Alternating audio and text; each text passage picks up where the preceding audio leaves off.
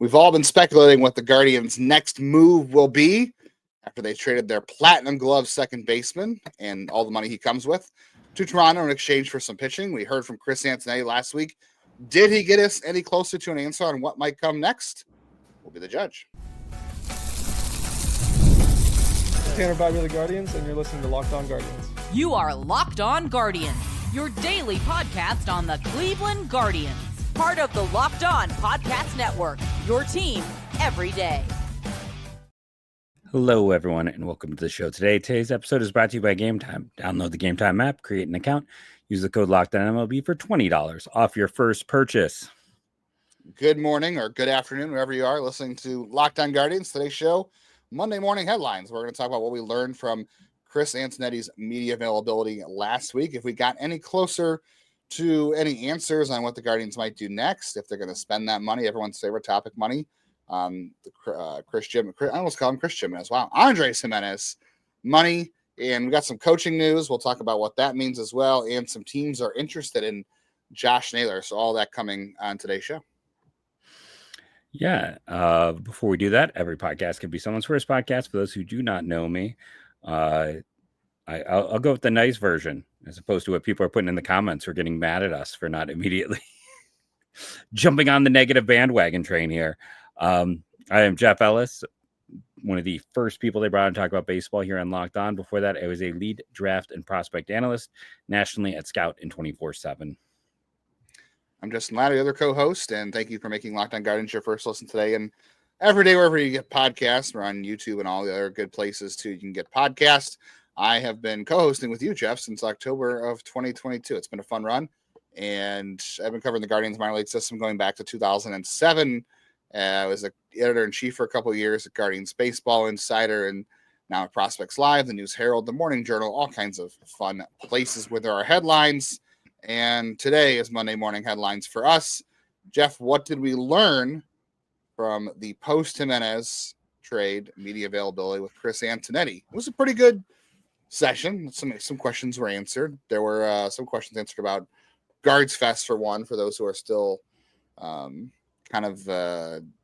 felt jilted by that one. I would say that the Guards Fest thing, and we're talking about mostly about Gimenez and trades and money today, but if you are someone who felt jilted about the Guards Fest decision, I would say they kind of walked that back as far as, well, we'll reaevaluate based on feedback. I don't know, it feels like there's more. They did. It felt like in that there's more than we know. Like let's put it bluntly. I feel like there's too. Yeah, I think there's more going on than any of us know. I do think there's a degree of, hey, maybe we can get away with doing this every 3 years. And then the way he phrased it, like when I sat down to talk with you today, we were both we text all weekend. We hadn't brought it up, and I'm like, I don't know. I feel like they're already walking that one back, and we're not promising. We're not promising anything. Let's put it that way. We have no pull, but it was just interesting the way it was phrased. That I don't know. I think there's more to meets the eye going on there. I asked my question. In the hey, you want to play your question? I got your question. Oh, do I? I don't know. I probably sound terrible. I was like, I have never asked Chris Antonetti a question before, so I won't lie. I know I'm supposed to be like, I'm a professional reporter. But like I was nervous. Like I'm used to talking to Paul Gillespie or other people, like to be in the meeting in front of everyone and ask the question that I thought someone else would ask and nobody did. I guess we can play it. Yeah. So Jeff, you start off with asking about whether or not the Guardians had money after the Shane Bieber signing, if that took any money away from what they freed up this year. Because they talked about flexibility earlier, and I'm like, is the flexibility gone basically, or did Shane Bieber take away that flexibility, or does it still exist? Is this not count? Terry, I think what we want to try to make sure we do is find a way to build. That's the wrong. Earlier, you talked about the flexibility and reallocation of funds. Just for clarification, is that independent of the Shane Bieber signing? Just because the money is a little bit similar, is that flexibility still present? Yeah, we're in the process of kind of reassessing exactly where we are, and as I've shared, that evolves over the course of the offseason. But I do expect we will have the ability to continue to reinvest in the team if there are the right opportunities for us. But again, as I shared before, there are two things we need to be mindful as we think about acquisitions. One is there's obviously a cost to that, but two is by bringing players in from the outside, what impact does that have on the lanes of opportunity we provide for players on our roster? Because as we've shared, for us to be a successful organization, we need a group of players that are here to continue to grow and develop and take advantage of those opportunities. And they can only do that if they have the opportunity to contribute on the field. And, we've seen firsthand the benefit of providing guys those opportunities, and because they've gone on to contribute at a really high level. So we always have to balance those two considerations when we think about the external acquisitions. But the short version is I expect us to continue to have resources to reinvest in the team, not only for 2025, but in years to come. So kind of, I don't want to say evasive, but the answer you expected there. Like we expect to have resources. They're never going to say like we have all this money to spend, or we have this money to spend, or we're tapped out. We have no money, and they could spin it, and everybody spins it in fancy ways with big words or kind of talking in a circle. So like you can't when you listen to these things, you can't always like assume anything. Like you can try to read between the lines and try to interpret what they're saying. So I would be cautious not to like run with anything specific there. But it didn't sound like, oh, this is a 1-to-1. We traded Gimenez a salary away and we signed Bieber and that's the cancellation of money. It didn't sound like that. But again, like I said, this isn't a straight line either. You can't just, interpret it for word. Yeah. And, I know the other thing is, if we're being honest with the Gimenez situations, I'm pretty sure they knew it would be a little bit of a bloodbath because he was a popular player and they're trading an extension. And let's be honest, the flexibility from that deal doesn't even open up for 2 more years. Like it wasn't even about this year. So there isn't a whole lot that comes with it. And I know they made more money this year, but honestly, I expect their payroll to be about the same as last year, which is, maybe a little bit more. So we're probably only talking somewhere around 7 to 12 million this year that they have left. Now, again, reading between the lines of what Chris said, while also, reading on the lines, is they're going to operate how they always have. We're going to give young players opportunities. You and I were talking off air that, like, if Chase DeLauder had been healthy last year, which I know are words that just don't go together, Chase DeLauder and healthy, because it's never happened. But if he had been healthy, they never trade for Lane Thomas because they wouldn't have wanted to block him. Like, he would have been the guy instead. Like, there are these setups and situations. We know, like, we'll get into it. Like, it feels like part of the reason they made this move is they trust who they have at second base. They have some pieces they like there that as well. Like that they felt comfortable to make this move, I should say, because of that.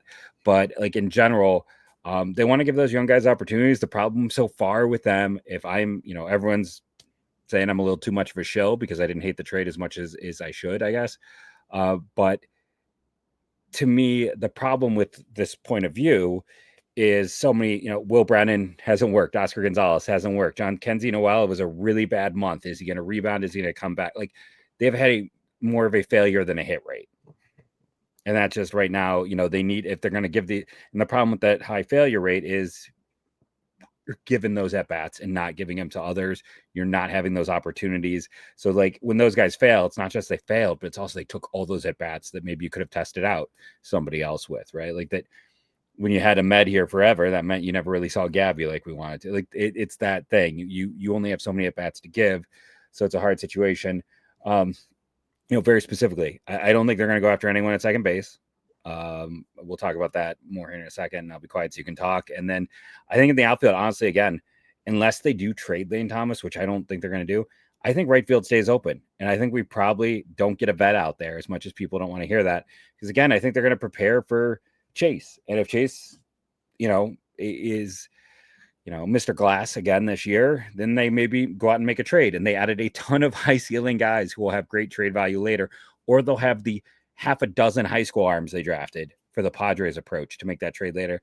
But I would not, I know people are going to hate this. I wouldn't be shocked if they don't really add anything unless they get a great deal. And then they look to the deadline like they did this past year.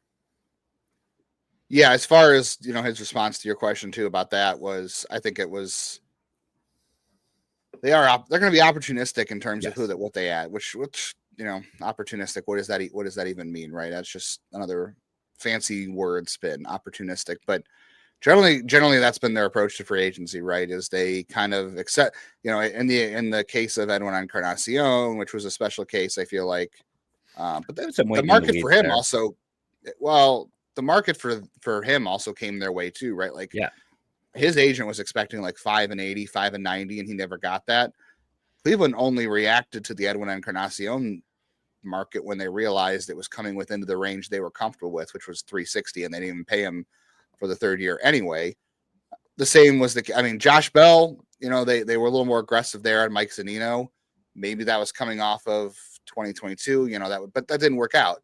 And then if you go back to the Nick Swisher and Michael Bourne thing, those were kind of waiting. I don't want to say waiting in the weeds. The Michael Bourne thing for sure was them. Very much was. Yeah. Nick Swisher, they were not aggressive on, but I think they also kind of had an idea of what his market looked like. And again, that was also a unique scenario because that was a time where things were really bad for this team and they had to do something and they had money, and Swisher was an appeal there. So those cases, unfortunately, for people who want to spend more on, want to see more free agents, those cases are a little bit more unique than the market right now. I mean, we've how many times can we say Alex Cobb got 15 million? It could be 17. It's absolutely crazy.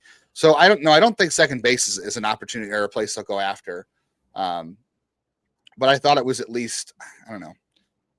I think a lot of people's responses to this trade where, you and I both said, well, let's see what they do with the money. And to be fair, I've always said that. I've always said, like, the Corey, we go back to the Corey Kluber deal. Delino DeShields and Emmanuel Clase at the time, like a lot of people, myself included, were like, okay, Clase could be really good. Yeah. But a lot of people were like, okay, DeShields doesn't really give you much. He felt like a salary dump. He felt like a salary. It was a matching salary. And, a lot of the next day headlines were, okay, are they going to take the money and are they going to do something else with it? And they never did. So I know a lot of people's response is, well, I keep hearing about these deals they make, and are they going to use the money they freed up? And they almost never do. And that's 100% true. I can't deny that. I can't say that anytime these deals have been made that they've gone out and spend the money differently, at least not immediately. So I can't deny that, but I'm still willing to say, it's a long off season. You never know what might happen. I'm always okay waiting. I know everyone in the sports radio thing wants to do hot takes and get the immediate take out there. That's not what we do. I'm sorry. There's a reason we're doing this and we're not on radio every day, because we're not willing to spin those takes and play rage bait. We're just not. So if we get to March and April and they do nothing with any of these funds that they freed up this year or in the years to come, then we'll sit there and say, okay, that was a waste of a trade. Like, no extensions in particular. It feels like at least an extension should come out of this. It should, but I also want to talk about why an extension isn't the only piece of this trade. I'll get to that in the next segment, but it's fair to sit here and say, like, I've heard this story before about reinvesting money, and that's perfectly fair to feel that way. I think, you and I are just going to wait and see and what that involves. I mean, they'll probably let the market come to them if anything does happen, but I would say if anything else, it's an outfielder and definitely not a second baseman. And they were, I want to say they were evasive in their praise of Juan Brito, but they were pretty specific about what they like about him. So we'll talk more about the second base thing. We'll talk more about money. There's one more piece about financials that I want to play and I want to talk about, as well as some other stuff on extensions here in just a moment.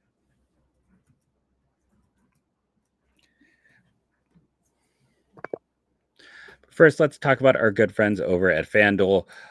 So right now, you probably want to bet against the Blue Jackets. Let's see if I can turn this negative run around. Instead of saying that you want to bet on the Blue Jackets, I'm going to say you should bet against the Blue Jackets, because nothing is going well for that team in the NHL right now. Another loss tonight. It has gone very bad, at least until why am I trying to say a Russian name? You all know I can't do pronunciations. But get ready to tackle the NFL with FanDuel, America's #1 sportsbook, because right now new customers can bet $5, get $150 in bonus bets if you win. The FanDuel Sportsbook app gives you everything you need to place live bets all in one place. So you get a hunch in the middle of the game, you can check the latest stats, view live play, and so much more on the same page where you place your bets. Just visit FanDuel.com to join today. You'll get started with $150 in bonus bets if you win your first $5 bet. If you can bet the over on interceptions for the Browns, bet that. That's FanDuel.com. Never waste a hunch and make every moment more with FanDuel, an official sportsbook partner of the NFL. Select Quote. I love a company that comes back to us, and that's what Select Quote did. So the World Series, Super Bowl, the Olympics, the world's top athletes get to play in these top-level sporting events thanks to one thing, teamwork. And teamwork can also protect your financial legacy and your family's future. Select Quote's licensed insurance agents are the perfect teammates when shopping for customized, affordable life insurance. They can find you the right policy to keep your financial legacy safely in your family's end zone. And that is what they are all about over there. They is one of America's leading insurance brokers with nearly 40 years of experience, helping over 2 million customers find over $700 billion in coverage since 1985. The one big thing about them is they are not one size meets all or impersonal.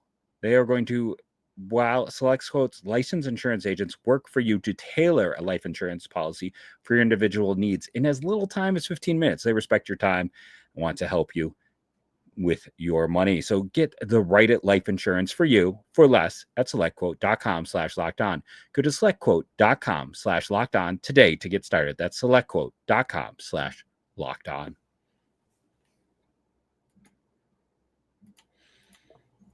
All right. So the other quote I want to play too, when it comes to the Andre Gimenez deal about Antonetti, said, where the money goes from here. So let's just play that real quick and react. Terry, I think what we want to try to make sure we do is find a way to build competitive teams consistently. And first and foremost, we want to make sure we're building a competitive team in 2025 that has a chance to win the AL Central, but we want to be able to do that for years to come. So one of the things we've been able to do with this trade is that it gives us flexibility to be able to reallocate the money we had invested in Andres to other parts of our roster where maybe we can employ it a bit differently at positions where we don't have quite that same depth. The quote about deploying it at positions we don't have that same depth. And again, trying to read between the lines here. You said a whole lot of things there without saying anything directly, which, the reason we're just playing these quotes for you too is just we've seen them out online, and I just think it's, if people haven't seen them, I think they'd want to hear them instead of us just trying to reverberate them or just trying to requote them. You can get your own take as well. Like, we're giving you what's out there so you can kind of come to your own decisions and see if you agree or disagree with our take on them. Yeah. So, I mean, obviously reallocate, financial flexibility, those are everyone's favorite terms. I think the interesting thing about that quote though, is it leaves them open. It leaves him open, maybe not Antonetti, but he is speaking for the organization and the team, but it leaves them open to the interpretation that they should reallocate the money, right? Because normally he would, I feel like normally, and again, I'm not saying we know this for sure, and this is just our interpretation of it, and you can't always take them word for word on these things, but I feel like in the past, it's been a little more, I want to say evasive. Maybe evasive is the wrong word, but it's the best word I can come up with here. Knowing words as a podcaster should be kind of important, but I thought him saying like reinvest it, reallocate in areas of the roster we don't have as much depth, to me left them a little more open than they have in the past. They weren't quite that, his words there weren't quite as evasive in terms of what they might do with the money. Because this question always gets asked anytime they trade someone like that makes any money like this, and rightfully so. They should be asked that. I just thought he left it a little bit open. My read was, Jeff, where do they have the least amount of depth on the roster? It's outfield and it's starting pitching, right? Those are the areas. I mean, you could talk about catcher, you could talk about third base. I know you're talking about that. Obviously, they're not investing in third base. I don't think there's anything for them to invest in at catcher, truthfully. The positions they have the least amount of depth are generally outfield and starting pitching. Yeah, and it's where they're paying the least as long as you don't count Straw. Like, I mean, I guess, they're paying Lee Thomas and they're paying Kwan. So, I mean, honestly, it feels more like starting pitching than even outfield, because they're actually paying 3 outfielders. Only 2 of them are playing, but they're paying them. So I think it leads even more to starting pitching and maybe to a small degree to relief, because while they're playing Class A and they're paying Stephan, that's it. And they're not paying them a ton. So, hey, if they are going to do extensions, Bybee and Smith, 2 guys we've talked about a lot, do make a lot of sense if they are going to reallocate in said way. Yeah, I'm going to say it again too. And here's why I also don't want to just say like, well, if this trade leads to an extension of Tanner Bybee, then that's enough, because that's not enough. And you pointed it out, Jeff. It's the financial impact of this trade, the benefits for Cleveland don't really start coming up until the next 2-3 years, right? Where his salary would have jumped, Gimenez would have jumped into to $15 and $23 million. The $10 million he was paid, we've said this before, the $10 million he was being paid in 2025 was not an overpay for what he was doing. And I think you can even come close to saying 15 is not either. I don't think 15 is completely outweighing Platinum Glove defense either. The 23 million, I think, is where things start to get dicey. Agreed, 100%. And what was that? Was that 2 or 3 years of $23 million? It's going to be in 3 years. Well, this year's 10. How many years was he being paid at that rate? Was it 2 or 3? 3 years at 23 million. And it's 10, 15, 23, 23, and 23. 10, 15. Yeah. And then 3 years at 23. Okay. The 23s is where I would start to get concerned. They could have easily lived with the offense the next 2 years. Agreed. At that price, with as long as they continue to get that defense. But then it hurts the ability to flip him. And Toronto, and so the ability to flip. Well, the ability to flip him goes down every year if the offense doesn't rebound. But the financial impacts the next 2 years of $10 and $15 million, you could have easily put that money and kept it on him and done other ways.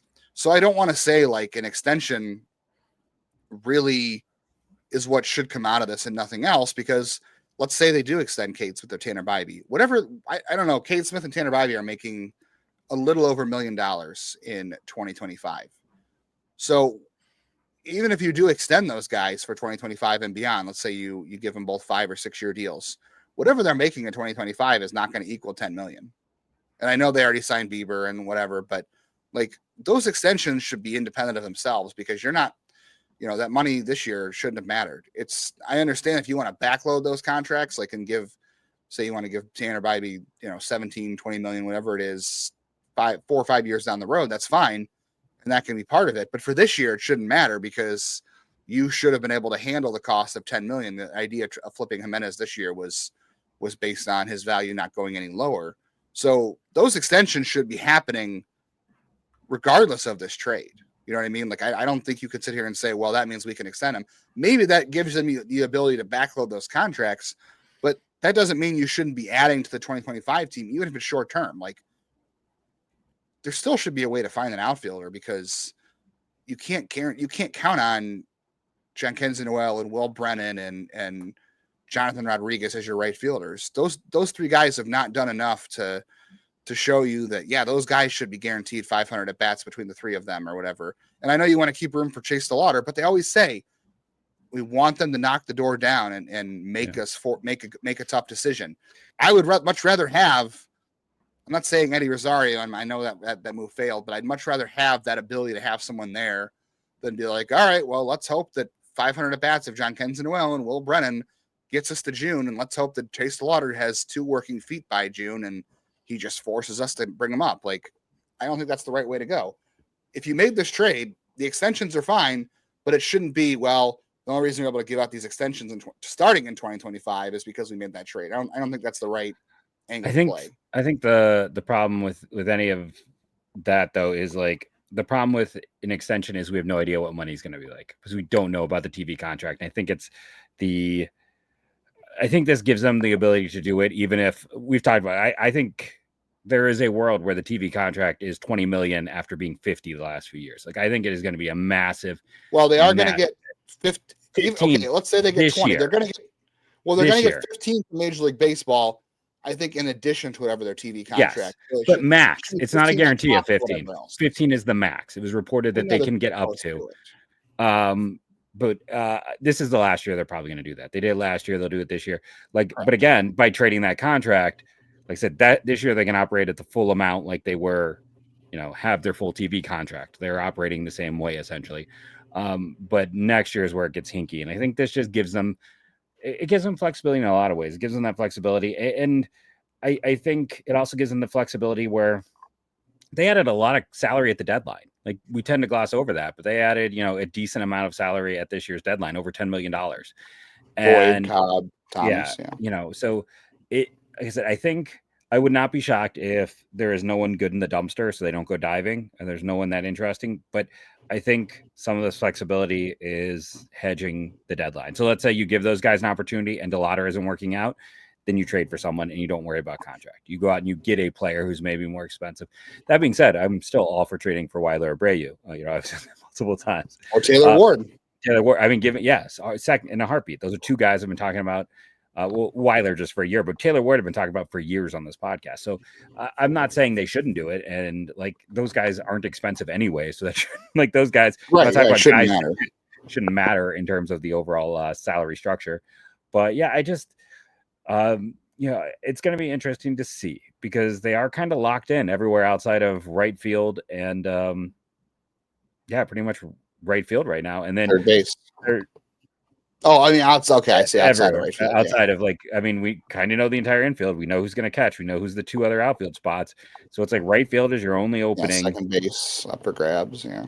And then, they starting pitching. I wouldn't be shocked if they still chased a starter. Let me put it that way, because it is a lot of unknowns still. Yeah, I don't think you'll see them give significant money to a starter. No. I think if anything, you're looking at a Ben Lively type, or you're looking at a non-roster invitee. Could be someone like, let's be honest. Ryan Hart, is that the kid from Korea this year? The next Fetty?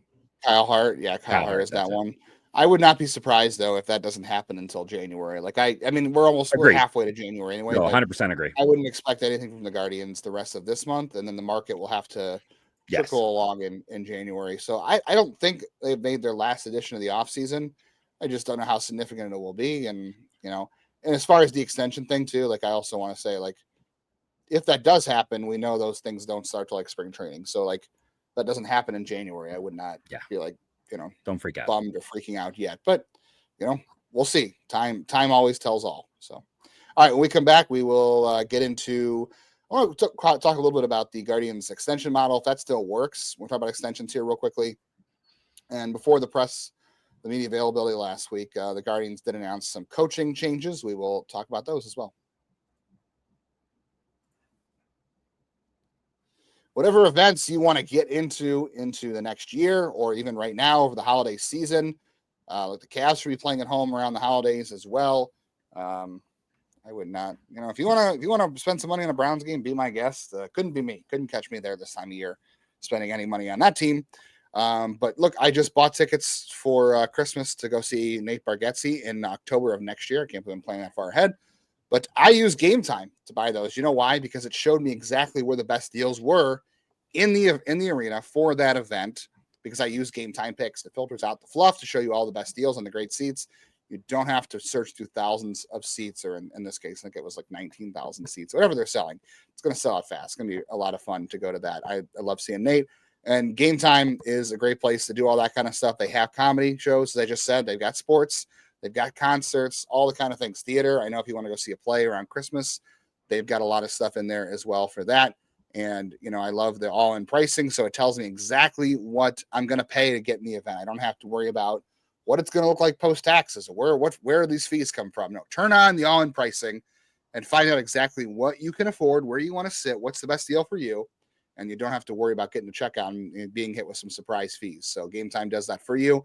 It takes the guesswork out of buying tickets to all kinds of events. Download the Game Time app, create an account, use our code LOCKEDONMLB. You'll also get $20 off your first purchase. So terms apply. Create the account, redeem our code LOCKEDONMLB for $20 off your first Game Time purchase. Download Game Time today. What time is it? It's game time.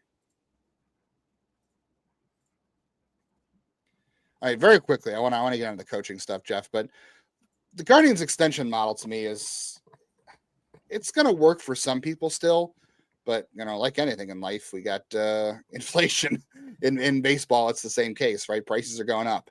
Alex Cobb, $15 million. Hello. How many times can we talk about that? For 11 innings last year. For 11, yeah. Oof, yeah, that's scarce pitching. But Cade Smith and Stephen Kwan got $500,000 this year in the pre-arb. I'm sorry, not even pre-arb, because Kwan's still getting it. I guess it was based on a pre-arb year. He goes in arb next year. So the pre-arb non-Super 2 bonus list is paid into by all 30 teams, and it's a bonus pool of $50 million. They send out money to award vote getters, and then it's based on WAR. So Cade Smith and Stephen Kwan got $500,000. Tanner Bybee got close to $500,000. Gaddis, Ortiz, and Fry got somewhere in the $200,000 range. Pre-arb players are getting a lot more money now than they ever used to. Like their minimum contracts are getting closer to $1 million. They're getting these pre-arb bonus awards. I kind of wonder if the Guardians extension model is starting to get a little bit dicey, because if you're a early performer like these guys have been, Cade Smith and Quan and Bidey have all gotten award votes. They've all gotten really high WAR totals early in their career. They're getting money there, and their base salary is going up. It's going to cost the Guardians a lot more to do these pre-arb extensions, because these guys have more reason to bet on themselves than they ever did before, because the money's better. I kind of wonder if this pre-arb extension thing for the Guardians is getting a little bit dicey. This model they've always used, they've always excelled at. They might have to get a little more aggressive on these things.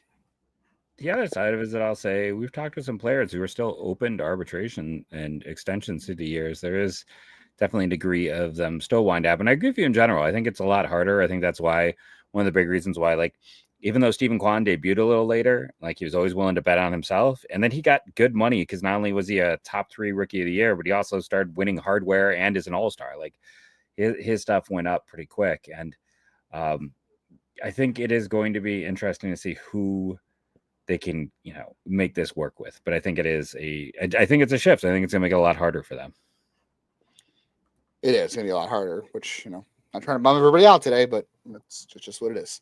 All right, the Guardians also made some coaching moves over the weekend too. So Brad Goldberg, after his first year as the bullpen coach, he is now moving into the dugout, I think, pretty much, as the assistant pitching coach. Caleb Longshore, who's been in their organization for a little bit now, as a pitching coach, is going to go out to the bullpen and be that coach. And then Augie Rivero, who's been the translator, he's still going to be the translator, and he does a million other things.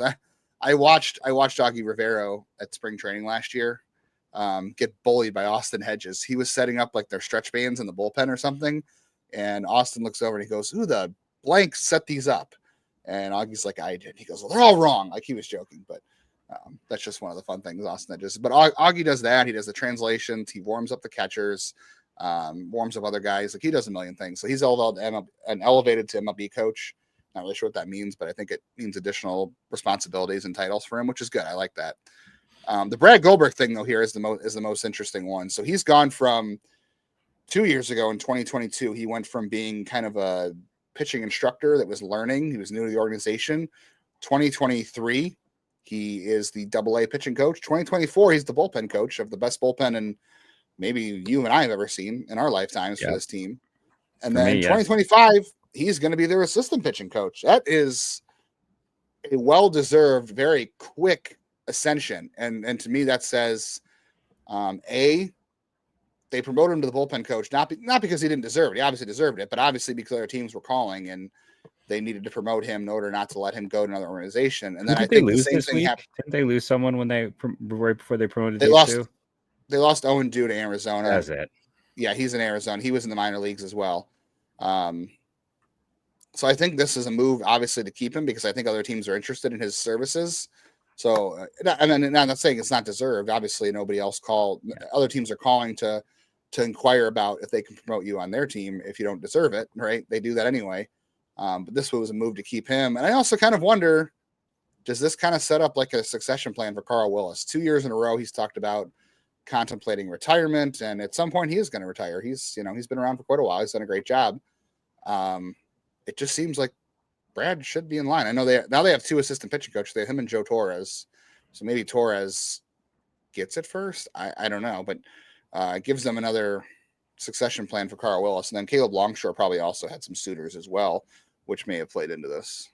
Yeah, that could be part of it. Like, there could have been some inquiry with him in the minors, along with Owen Dew. It was funny because, Arizona already has Troy Lavello, and when they drafted Dew, it was the year after Troy left. They have Sean Larkin too over there. Yeah, it was here. So, and we'd never even talked about Larry Day going to the Cardinals, right? Like, they're still. We've had some. Your favorite, you can talk about that. I will not. Justin's had some run-ins, but that's the only one. That is the only one. It's funny. You can go see the story on Blue Sky. You shared it on there. But yeah, it's a situation where they're going to keep getting mined for talent because how well they always do, and we all know. But they are going out of their way to select and keep certain guys. And we've said from the beginning that Goldberg's a rising superstar. I think this was a degree to protect him. I think it was also to protect Longshore. And Rivero, I've heard positive reports. He seems well liked. It also feels like this is a degree of like, I don't want this to come out the wrong way, but I think he is so well liked that it's useful having him there. Like, you know, we know that Jose appreciates him and things like that. And there's value in having someone who can be that translator, but is also, you know, he's not necessarily a coach. I mean, I know he's like an instructor role now, but like, I don't know, there's value in having, they even talked about in the press conference, we even talk about when they mentioned very specifically like the culture of this team and they not bringing in people to bring in people who could disrupt. Like, let's be honest, we've all heard what a jerk face Jess Winker is. Like, we know there was years they chased Jess Winker. That's never happening now. You and I talked about on draft day how they went out of their way on culture type of guys because they got tired. You know, they cut Ethan Hankins this year, and we had heard the stories about culture. We know the Francisco Mejia stories about culture. Like, they're trying to get away. The Trey Haleys, like, we have stories we can never share on here. We're sorry. That tea will not get spilled. But, like, they're trying to insiders episode. Yeah, we do. Like, but like there's the stuff that they're going out of their way to avoid that. But they're also going out of their way to keep as many good people in this dugout and around this team as possible. Yeah, I mean, brain drain's been a real thing for them over the years too. I mean, losing Ruben Niebla, who also lost, but I mean, they did lost. I mean, Matt Blake to the Yankees. Like, I mean, the Yankees went on that. Yeah, he fixed key figures. I mean, how much did Matt Blake do for Nestor Cortez that just allowed them to get Devin Williams? Like, I feel like all I heard was like Nestor Cortez in particular was also, by the way, I think that's a terrible trade, but whatever. Yeah, I thought it was weird. The people who liked it, even I don't know, like hurt on expiring. I don't like the. Yeah, like Devin Williams. I don't know. Is Devin Williams the kind of guy that can handle New York? I don't know. People seem to think that he can't handle New York, so we'll see. He's a good pitcher, but like health. Nestor Cortez is pretty close to Tommy John, and you and I are not big Caleb Durbin fans, but that's not really why we're here. It is not. Like, that's the thing, Cleveland. I'll say, like, we didn't trade, for Andre Gimenez. They got 3 prospects and a mid-rotation starter for like a guy we hold dear. Devin Williams netted him an expiring left-handed pitcher with health problems and a utility infielder. Right, and one of the best relievers in baseball when he's healthy, even though it's 1 year. It was a weird trade. It was a weird trade. We're going to go a tad bit longer today because we're not going to be, if you listened before, this is not going to be a 5-episode week. We are not going to return to 5 episodes a week until spring training, roughly right before then, unless there's major news, which we'll always be here to cover, obviously. Yeah. But it will be a 3-episode week. So we're going to go a tad bit longer today, I think, because we're allowed. But there was reports that within the frame, not in the framework, but within the conversation happening between the Blue Jays and the Guardians about Gimenez, whatever, the Blue Jays asked about Josh Naylor, and then John Heyman, take these for what it's worth. John Heyman said that the Yankees are interested in Josh Naylor. I think the Yankees one doesn't make any sense because, I mean, it does make sense, but I think it's just for them to try to drive a better bargain for Cody Bellinger. And then the Blue Jays thing, it's not going to happen now, obviously. But my whole read on this, without a whole lot of knowledge of this, obviously, but I just think it comes down to they didn't get good offers for Josh Naylor, which is part of why they traded Gimenez, as they didn't get good offers for Josh Naylor. And I don't think they're going to get good offers from Josh Naylor. 1 year, we talked about it, 1 year for a guy who this was his healthiest year of his career, which was good, which was a good year. It was inconsistent at times, but it was a good year. I just don't think they're going to get the offers. It makes sense to trade him that are going to make your team better in 2025. I think the best version of this team at this point has Josh Naylor on. I don't think there's a way for them to trade Josh Naylor and get better in 2025 as we thought coming into the offseason. I don't think those offers exist.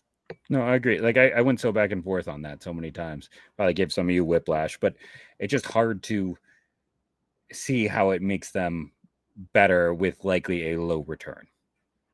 Right? Well, because now you don't need whatever you were going to get back for Josh Naylor. The Gimenez trade for Ortiz makes you better. Plus, you can always turn around and flip Kennedy. You can flip Hartle or whatever. The best version of this team includes Josh Naylor. I don't think Carlos Santana plus whatever you're going to get for Naylor makes this team better. Because I just don't think the offers like this. They don't exist. Yeah, I just don't think you want to trade for Josh Naylor. Yeah, it's like, what are they? I mean, we just read the reports about what the Yankees offered for Kyle Tucker. And listen, Kyle Tucker and Josh Naylor probably don't deserve to even be in the same conversation. But still, they don't have much. So even if the Yankees are interested, like, what are they even going to offer you? There isn't. Yeah, I don't see anything on that. Like, it just doesn't. That one doesn't make any sense. And with Toronto, it's like, well, again, yes, first base could be viewed as a position of strength as well, but that flexibility it was clearly something they were looking for as well. You still need somebody at first base. I mean, I know they have Manzardo, but you're going to miss Fry for the first part of the year, and he can't really play a position. He's mostly going to be a DH. I think Noel's going to see more time there too. Maybe, yeah. I just don't think you can replace what Naylor gives you for this year, and get something back for him that is going to make you stronger. I think it's the return. It's the Shane Bieber situation of a year ago. The return is just. I don't think the return is going to match what you're going to lose. And you mentioned the clubhouse thing too. Losing Gimenez was hard, and I think losing Naylor would be harder. We've said this before too. Yeah. All right. So we did say that this was going to be a 3-episode week. This is going to be kind of the case until February, unless, like I said, there is any major news to break down. Not just random Chris Antonetti media availabilities like there was on Friday, which there won't be one unless they do something.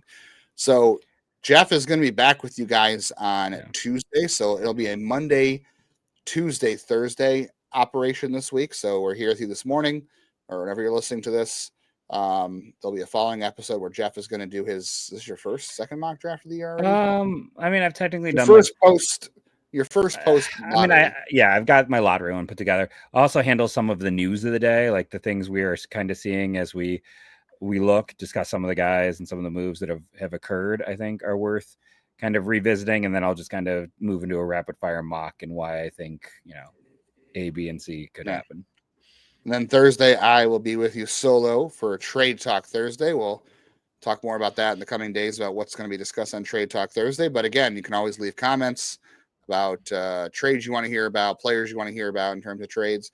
I might discuss which prospects could be trade bait for the year. I might discuss which, someone commented asking about which players they could trade for at the deadline in the coming year ahead. We might discuss that, but we will have that covered for you on Trade Talk Thursday and a 3-episode week of Locked On Guardians. Thank you for being here with us, and stick with us through the holidays. We'll still have you covered. And like I said, if anything big pops up, Jeff and I will be on together to cover it. Yep. Whenever anything big happens, we are here. I want to thank everyone for tuning in last week. It was a huge week on the show. Shout out to, I don't know if he's an everydayer, but the John Steele, Baltimore's fan who jumped into the comments. We appreciate all of our crossovers. We got A's fans. We got Tigers fans. We've got St. Louis fans. We've got O's fans who are enjoying some Guardians coverage. We appreciate that. Yeah, in addition to our Guardians fans, obviously, and everydayers. Shout out to John Bailey for your positive remarks in the comments. Appreciate you.